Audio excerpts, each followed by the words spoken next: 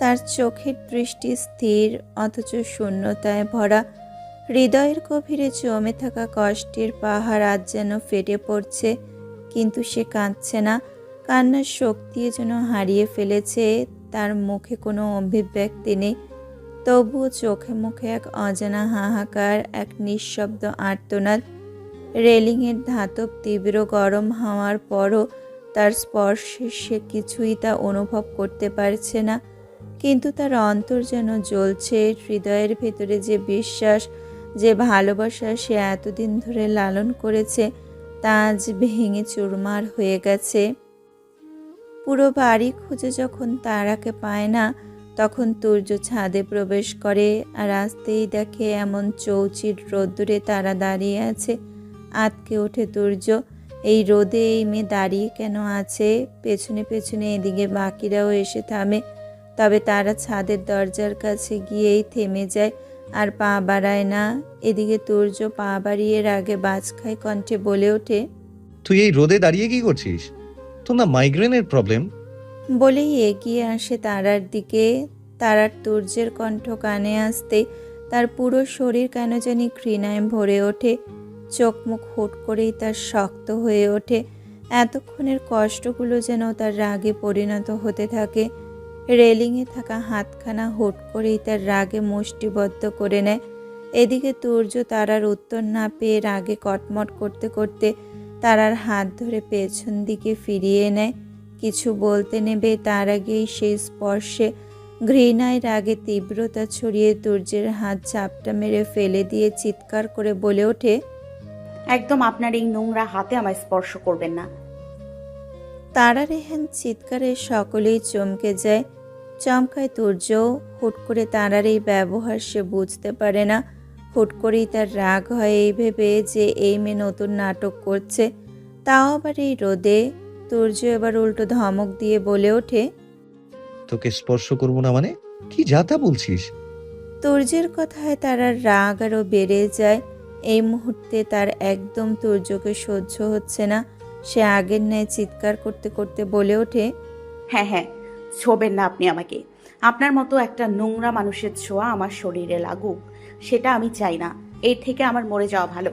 তারার শেষ বাক্যে এবার তুর্যের রাগ আকাশ ছোঁয়া। সে সঙ্গে সঙ্গে তারা বলে চিৎকার দিয়ে ঠাস করে এক থাপ্পড় মারে তারার গালে।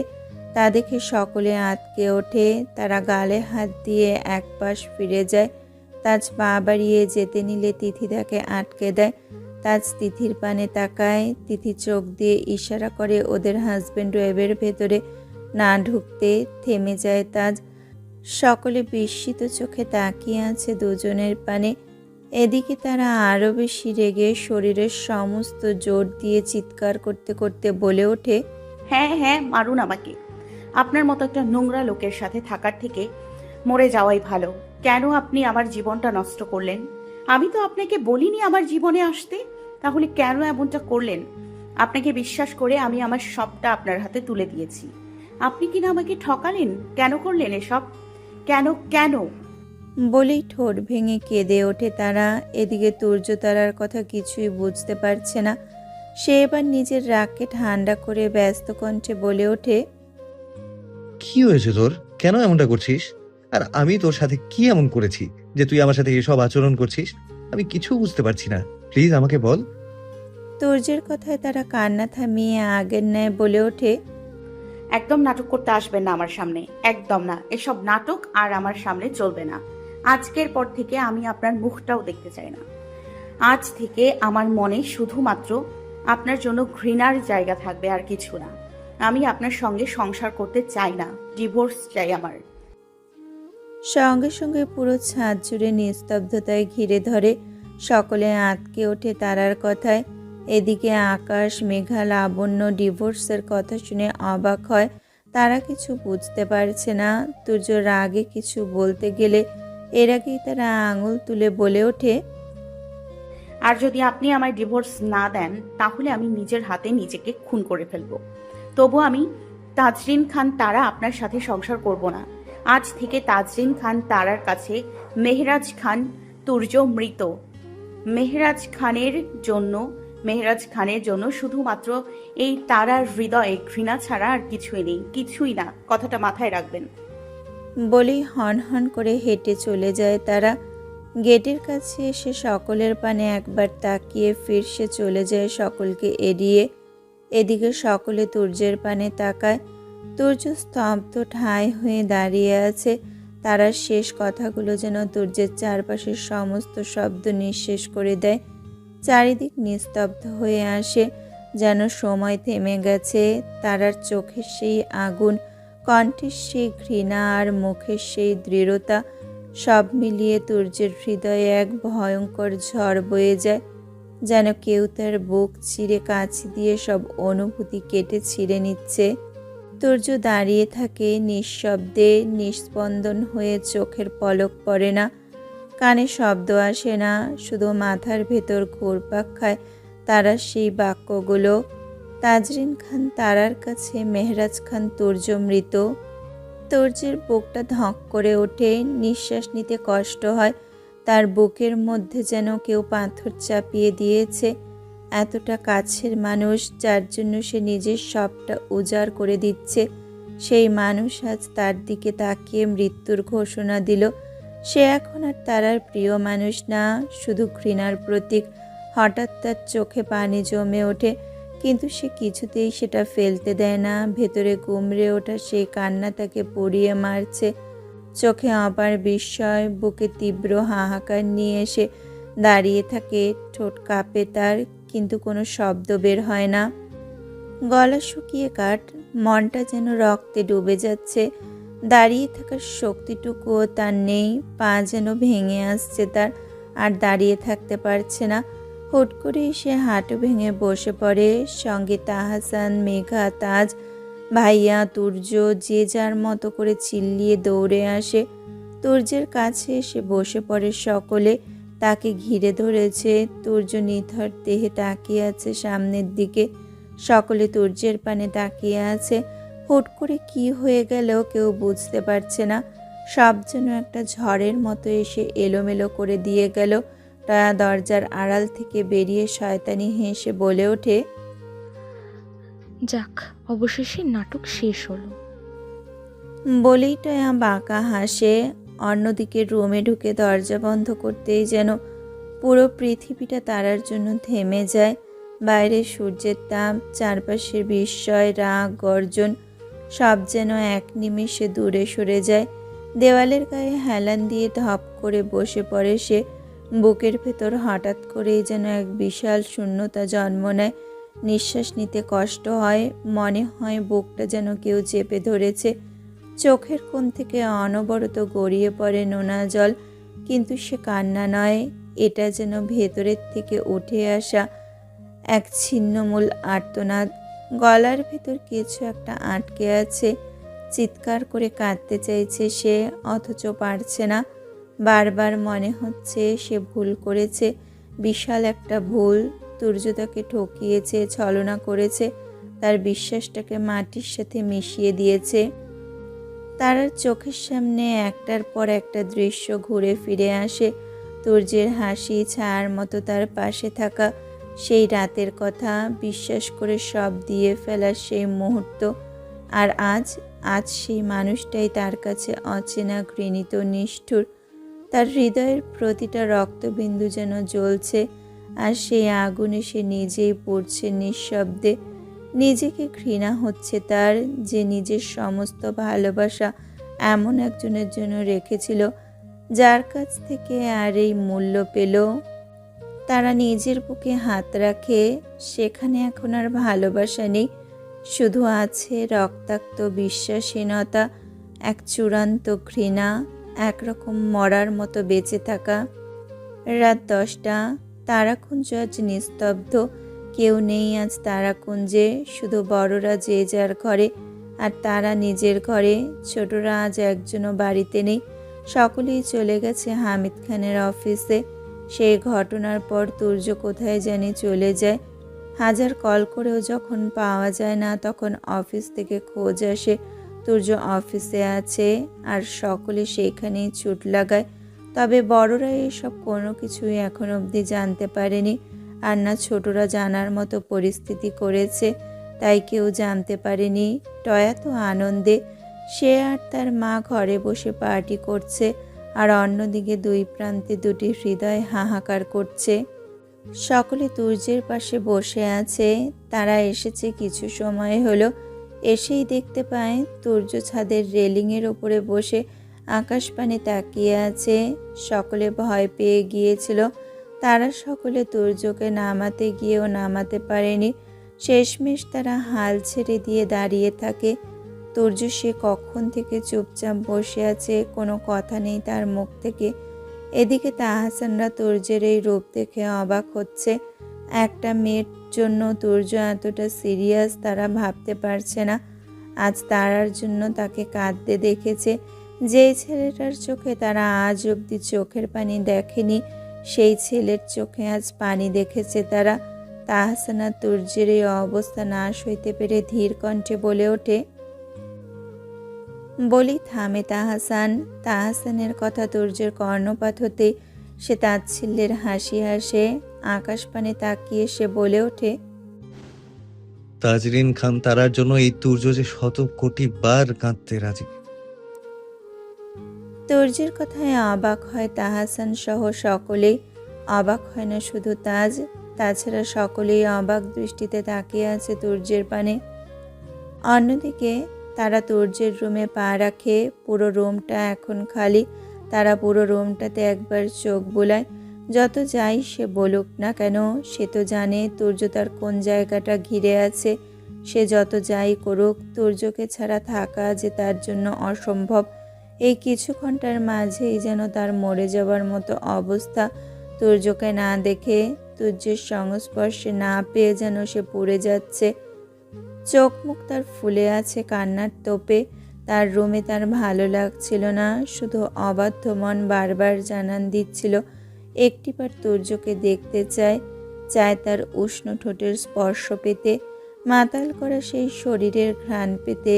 তাই সে নিজের মনের কাছে হার মেনে বেহায়ার মতো ছুটে আসে তুর্যের রুমে। তবে রুমে তুর্য নেই, পুরো রুম এখন শূন্য। তারা চারপাশে শূন্য চোখের বিচরণ করে। পুরো রুমটাতে যেন সে তুর্যকে ঘিরে পেয়েছে। তার উপলব্ধি হচ্ছে তুর্য তার কাছেই আছে, তবে কিছু একটা মিসিং আছে। সেটা তুর্যের শরীরের মাতাল করা ঘ্রাণ, যেটা সে পাচ্ছে না। তারা কাঁপা কাঁপা পায়ে এগিয়ে যায় কাভার্ডের দিকে।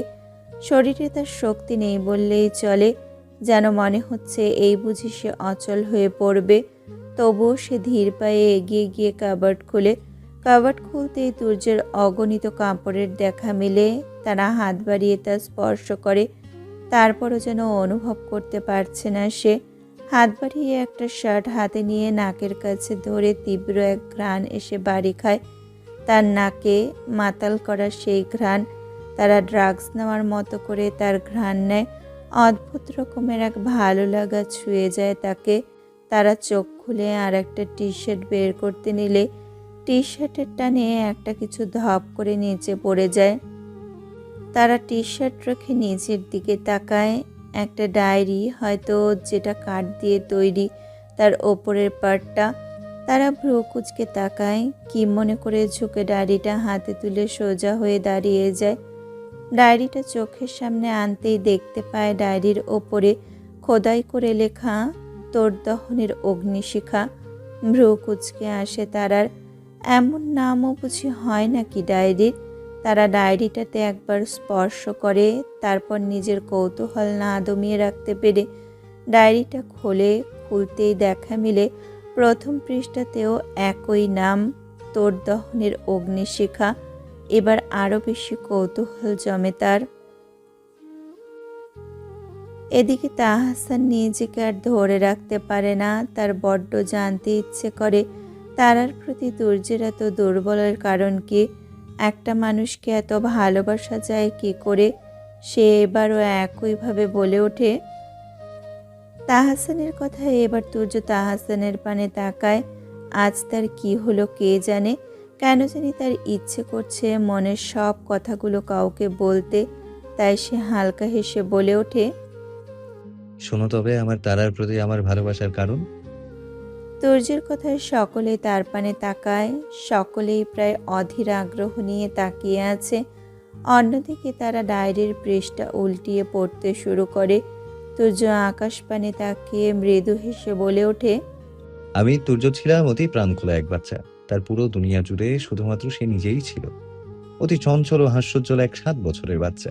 পুরো বাড়ি সে একাই মাতিয়ে রাখত। দুষ্টুমি ছিল তার সীমাহীন। নিজের দুনিয়ায় সে একাই মিশে থাকত। খেলাধুলা দুষ্টুমিতে পুরো বাড়ি মাতিয়ে রাখা তার একমাত্র রোজকার রুটিন ছিল যেন।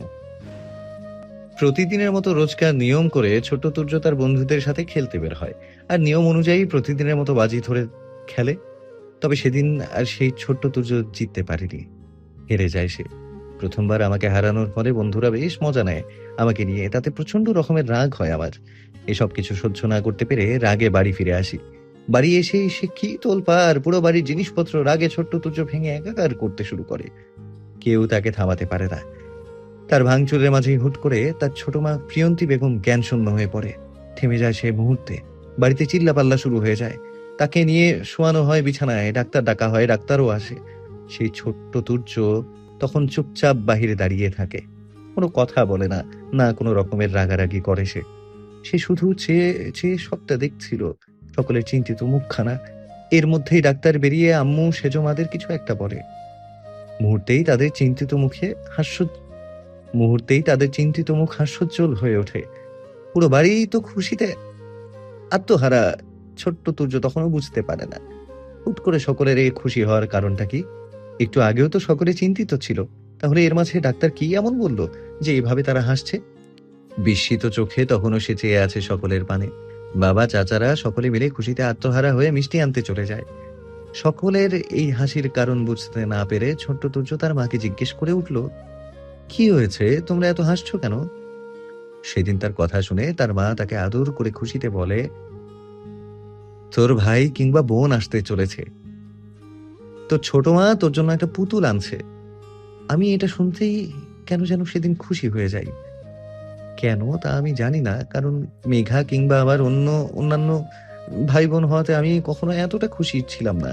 আর না তাদের নিয়ে আমার মাথা ব্যথা ছিল, নর্মাল ভাবেই নিয়েছিলাম।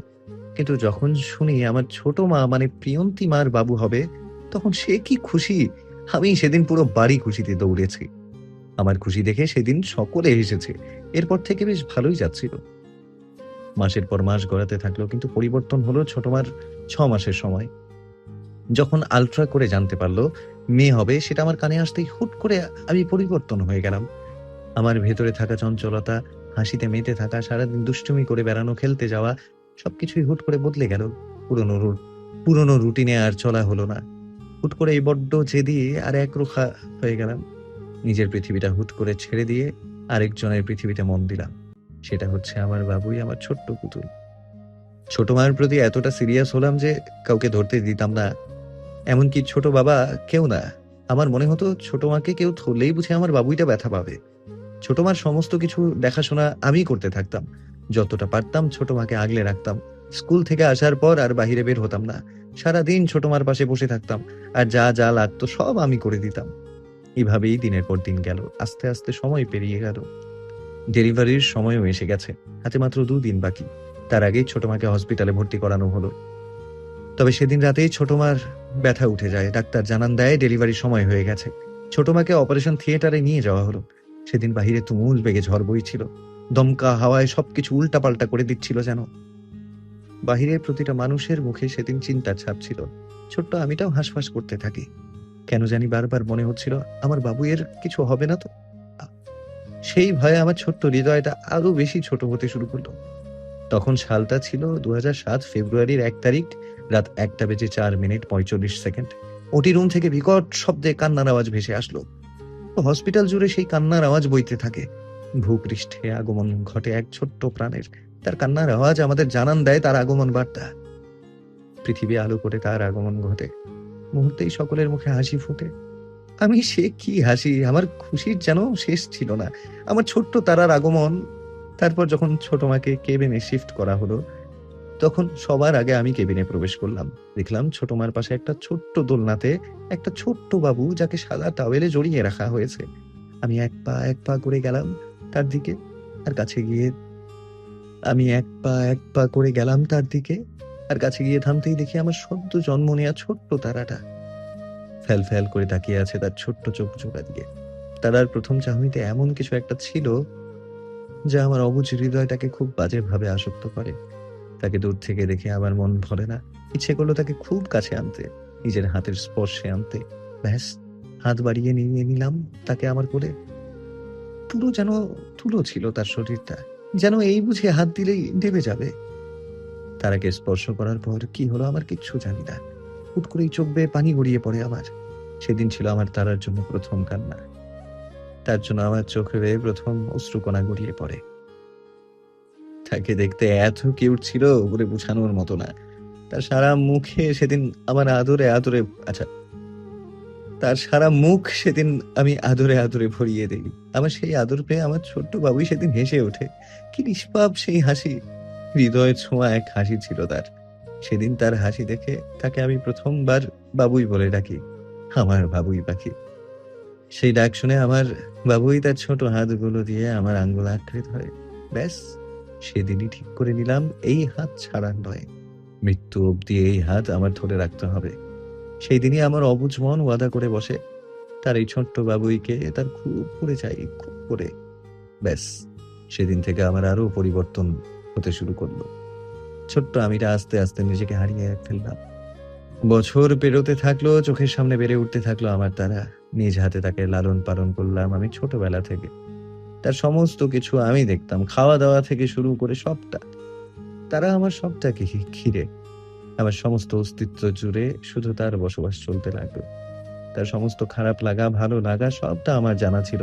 তার আধো আধো গলা কণ্ঠে ছোট্ট ছোট্ট আবদারগুলো আমায় বেশ আনন্দ দিত। আমিও আমার তারার আবদারগুলো পূরণ করতাম। ধীরে ধীরে তার প্রতি এতটাই সেন্সিটিভ হয়ে গেলাম যে কখন ছোট্ট আমি হাসি খুশি চঞ্চল এক ছেলে হিংস্রতে পরিণত হলাম বুঝতেই পারলাম না। তারার পাশে আমি ছাড়া কোনো ছেলেকে সহ্য করতে পারতাম না। তারা কারো সাথে খেললে আমার খুব রাগ হতো, সহ্য করতে পারতাম না আমি তা। আর সেই রাগে তারার শরীরে যেই আমি একটা ফুলের আঁচড় লাগতে দিতাম না, সেই তারার শরীরেই আমি আঘাত করতাম। রাগে তাকে হাজারো শাস্তি দিতাম, নিজের হাতে মারতাম। কখন যে এতটা হিংস্র হয়ে উঠে গেলাম বুঝতেই পারলাম না। ধীরে ধীরে অনুভব করলাম আমার তারা আর আমার কাছে আসে না, ভয় পায় আমাকে, আমার থেকে পালানোর চেষ্টা করে। তার এই ব্যবহার আমায় আরো বেশি হিংস্র করে তুলল। নিজের হাতে গড়ে তোলা আমার তারাকে হাজারো শাস্তিতে আঘাত করতে শুরু করলাম। দিনের পর দিন সেটা বাড়তেই থাকলো। আমার এই কাজে পরিবারের সকলের আমার প্রতি ক্ষোভ তৈরি হলো। এর জন্য মা আমাকে খুব মারতো। তবে আমার তারা আমার থেকে যতই পালানোর চেষ্টা করতো না কেন, আমাকে মারতে দেখলে সে ঠিক এসে আমাকে বাঁচাতো। জোর গলায় বলতো, আমার তুর্য ভাইয়াকে কেউ মারবে না, সে শুধু আমার তুর্য ভাই, তাকে মারলে আমি মারবো, তোমরা কেন মারবে? বলেই আমার তারা সকলের উপর সে কি রাগটাই না দেখাতো। তার এই কথাগুলো যেন আরো দুর্বল করতে শুরু করলো তার উপর। দিনকে দিন 12 বছরের ছেলেটি সাইকো হতে শুরু করলো। এতটাই সাইকো হয়ে গেলাম যে তারার দিকে সামান্য বাজে নজরে তাকানোর জন্য 12 বছরের সেই ছোট্ট ছেলেটিকে খুন করে বসলো। তার তারার দিকে তাকানোর শাস্তি হিসেবে দেয়া হলো মৃত্যু। সেদিনই খুনের খাতায় তার নাম বসে গেল। খুনি হয়ে গেল সে। বাড়ির লোক সেটা জানাজানি হতেই আমাকে জোর করে পাঠিয়ে দিল আমার তারার থেকে অনেকটা দূরে। এতটা দূরে যে চাইলেও আমি আমার তারাকে ছুঁতে পারতাম না, দেখতে পারতাম না, শুধু অনুভব করে বেড়াতাম। শেষবারের মতো তাকে দেখে আসার সৌভাগ্যটুকু আমার হলো না। দেখতে দেয়া হলো না আমার তারাকে, পাঠিয়ে দিল তার থেকে অনেকটা দূরে। সেই দূর সদূরে মাঝখান থেকে কেটে গেল 14টা বছর। 14টা বছর আমার তারা আর আমার সাথে যোগাযোগ করে না। ছোট্ট তারার বিরহে আমার হৃদয়ে ঝলসে যেত প্রতিটা রাত। 14টা বছর তার বিরহে দিনের পর দিন, রাতের পর রাত আমি পুড়েছি। তার শূন্যতায় আমি প্রতি রাতে নির্ঘুম কাটিয়েছি। তাকে ছোঁয়ার তৃষ্ণায় আমি প্রতিনিয়ত একটু একটু করে শেষ হয়েছি। অপেক্ষায় আমি দিন গুনেছি। একটাবার দেখার লোভে তার পুরো রুমে আমি সিসিটিভি ফুটেজ লাগিয়েছি তাজকে দিয়ে। শুধু দিন শেষে একটিবার তাকে দেখার তৃষ্ণায় তার প্রতিটা মুহূর্তের প্রতিটা সেকেন্ড খোঁজ আমি রেখেছি। এরপর দেশে ফেরার সময় হয় আমার অপেক্ষার অবসান শেষ হয়। আমার ছোট্ট বাবুই পাখিটাকে দেখার অপেক্ষার দিন শেষ হয়। তাকে নিজের করে পেতে 14টা বছর পর দেশে পা রাখি। তার শহরে আবার আমার আগমন ঘটে। শুধুমাত্র তাকে নিজের করে পেতে। দেশে ফিরে তারাকে নিজের করে পেতে মরিয়া হয়ে উঠলাম। তাকে ছোঁয়ার তৃষ্ণায় রাতের অন্ধকারে তাকে আষ্টে পৃষ্ঠে জড়িয়ে নিতাম বুকের মাঝে। প্রতিটা রাত তার কাছে উন্মাদের মতো ছুটে যেতাম। তাকে পাওয়ার লোভে এতটাই মরিয়া হয়ে উঠতে লাগলাম যে তাকে হারানোর ভয়ে ইচ্ছে করে তাকে একদিন রাতে ঘুরতে নিয়ে গেলাম গ্রামের দিকে। আর সেখানে লোকদের দিয়ে জোর করে বিয়ের আয়োজনের ব্যবস্থা করলাম। ব্যাস, আমার প্ল্যান কাজে লেগে গেল। তারার সাথে আমার বিয়ে সম্পন্ন হলো। দুজনে পবিত্র বন্ধনে আবদ্ধ হলাম স্বামী স্ত্রীতে। আমি জিতে গেছি, জিতে গেছি। আমি পেয়েছি, আমি আমার তারাকে নিজের করে পেয়েছি। 7 বছরে সেই অবুঝ হৃদয়ে করা আমি আমার ওয়াদা পূর্ণ করতে পেরেছি। আজ তাজরিন খান তারা আমার হয়েছে, তার নামের সাথে আমার নামটা জুড়েছে। আজ সে মিসেস তুর্য খান, মেহরাজ খান তুর্যের ওয়াইফ। সে আমার সহধর্মিণী, আমার একমাত্র বেঁচে থাকার কারণ, যার দ্বারা আমার নিঃশ্বাস চলে। হ্যাঁ, সেই হলো আমার তারা, আমার প্রাণ ভ্রমরা, আমার একমাত্র শান্তির আশ্রয়, আমার অবুঝ হৃদয়ে বেড়ে ওঠা ভালোবাসা, যাকে আমি পাষাণ তুর্য ভালোবাসি। আমি আমার বাবুই পাখিকে ভালোবাসি, তাকে আমি। ধড়াম করে তারার হাত থেকে ডায়েরিটা পড়ে যায় নিচে। চোখ দিয়ে তার অঝোর ধারায় পানি পড়ছে। দুপা পিছিয়ে যায় সে। তুর্যের কথাগুলো যেন তীরের মতো তারার হৃদয়ে বিঁধে। এক মুহূর্তে সমস্ত শরীরটা যেন অবশ হয়ে যায়। গলার মধ্যে এক ভারী দম আটকে যায় তার। চোখের সামনে কিছুই স্পষ্ট দেখা যায় না, শুধুই অন্ধকার। কিন্তু তুর্যের কথা, তার ভেতরে গভীরতা, এক অদ্ভুত শীতলতায় যেন তার সত্তার মধ্যে ঢুকে পড়ে। যতবার তুর্য বলছে ভালোবাসি, ততবার মনে হচ্ছে যেন তুর্য কোনো এক অচেনা পৃথিবীর মায়া তাড়িয়ে নিয়ে তাকে নিজের মাঝে পুরে ফেলেছে। তারার মনে পড়ে যায় কিছু ঘন্টা আগের কথা, তুর্যকে যা নয় তাই বলে অপমান করার কথা। হুট করেই তারা হাউমাউ করে কেঁদে ওঠে। কপাল চাপড়াতে চাপড়াতে বলে ওঠে, এটা আমি কি করলাম? আমি কি করলাম? আমার তুর্য ভাই নির্দোষ, তার কোনো ভুল নেই। তুর্য ভাই আমাকে ভালোবাসে। আমার তুর্য ভাই এমন ভুল করতে পারে না, পারে না এমন ভুল করতে। আমার তুর্য ভাই আমায় ভালোবাসে, তার বাবুই পাখিকে ভালোবাসে। কথাগুলো বলতে বলতে হাউমাউ করে কাঁদতে কাঁদতে সে নিচে বসে পড়ে। চিৎকার করে সে কাঁদছে। নিজের করা ভুলের জন্য সে এখন হাহাকার করছে। অন্যদিকে ছাদের উপর পুরো নিস্তব্ধতায় ঘিরে আছে। রাতটা যেন হঠাৎ করেই ভারী হয়ে উঠেছে। আকাশ জোড়া এক গাঢ় নীল নীরবতা, যেখানে তারারাও যেন নিঃশব্দ হয়ে গেছে। চাঁদটা ঝুঁকি দিয়েও যেন নিজেকে লুকিয়ে ফেলেছে মেঘের আড়ালে, যেন এই দৃশ্য দেখতে চায় না। চারিদিকের বাতাস থেমে আছে, নড়াচড়াবিহীন, যেন কোনো অদৃশ্য শোকের ভারে জমে গেছে গোটা আকাশ। দূরে কোথাও একটানা কুকুরের হালকা ডাক শোনা যায়, যা এই নিস্তব্ধতা আরও ভাঙচুর করে না, বরং তার গভীরতাই বাড়িয়ে দেয়। তাদের একপাশে তুর্য দাঁড়িয়ে আছে নিঃশব্দে, মাথা নিচু করে। চারপাশে যারা দাঁড়িয়ে আছেন তাদের কারো মুখে কোনো শব্দ নেই, শুধু চোখের কোণে কান্না, যেন রাতটা নিজেই এক শোকসভায় পরিণত হয়েছে। ছাদের মেঝেতে হালকা জমে থাকা ধুলো, কিছু শুকনো পাতা বাতাসে হেলে পড়ছে, যেন তারা জানে আজ কোনো ভালো কিছু ঘটেনি। চারিদিকের আলো কমে আসা এক নিভু নিভু রূপ নিয়েছে, যেন রাতটা কাঁদছে তাজরিন খান তারার অভিমানে আর মেহরাজ খান তুর্যের নীরব স্বীকৃতিতে। সকলের নীরবতার মাঝে জয় এবার ধীর কণ্ঠে বলে ওঠে, এত ভালোবাসিস তোর তারাকে? জয়ের কথা শুনে চোখ তুলে তাকায় তুর্য, হালকা হেসে বলে ওঠে, কতটা ভালোবাসি আমি জানি না, তবে এতটুকু জানি তারা আমার বেঁচে থাকার একমাত্র অবলম্বন। তারা নেই তো তুর্য আর এই পৃথিবীর বুকে নেই। তুর্যের কথায় সকলে অবাকের ওপর অবাক হচ্ছে। কাউকে যে এভাবে ভালোবাসা যায় সেটা তাদের জানা ছিল না। নেহা এবার তুর্যের পানে তাকিয়ে ধীর কণ্ঠে বলে ওঠে, কিন্তু তারা তো ডিভোর্স চাইছে তোর কাছে, কি করবি তুই? নেহার কথায় তুর্যের যেন একটা ফানি জোকস মনে হলো। সে শব্দ করে হেসে বলে ওঠে, তোর কি মনে হয় এত কাহিনী করে ওই মেয়েকে আমি ডিভোর্স দেব? কখনোই না। ওই বাদরকে আমার সাথেই থাকতে হবে, বুঝলি? ওর পিছু আমি এত সহজে ছাড়ছি না। তাই এসব নিয়ে আর ভাবিস না। আমারটা আমাকেই ভাবতে দে। এখন চল এখান থেকে। অনেকক্ষণ হলো এখানে। আচ্ছা, এখন চল এখান থেকে। অনেকক্ষণ হলো এখানে। ওদিকে আমার তারাটা কি করছে কে জানে। তাড়াতাড়ি চল। বলেই তুর্য আর কাউকে কিছু না বলে হাঁটা শুরু করে।